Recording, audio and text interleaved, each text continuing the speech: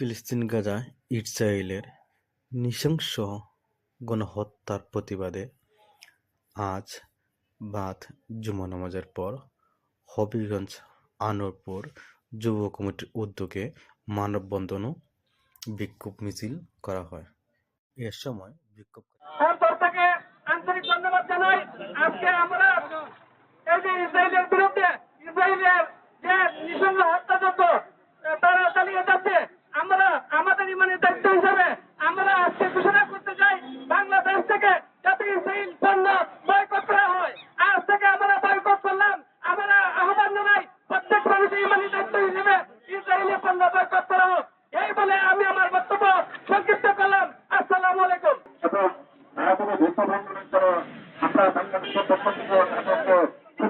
কষ্ট অনুভূত হয়। আজ ফিলিস্তিন আক্রান্ত, কিন্তু সারা মুসলিম জাহানের যে মুসলিম শাসকরা রয়েছে তারা হচ্ছে ইহুদি নেতারা এবং আমেরিকার পাঁচটা গোলাম। তাদের কারণে আজ আমরা ফিলিস্তিন রাষ্ট্রকে তাদের স্বাধীনতা এনে দিতে পারি নাই।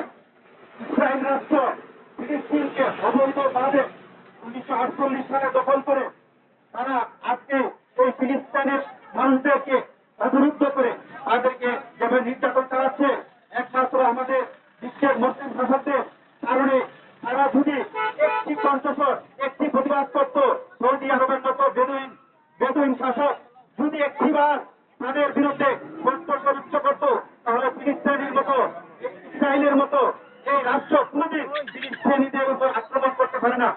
এই 6 দিন বেদুইন শাসক যিনি আমাদের ফিলিস্তিনি মুসলমান ভাইদের রক্তের এই দৃশ্য দেখে আমরা আজ এই প্রতিবাদ সমাবেশ ও মানববন্ধনের আয়োজন করেছি।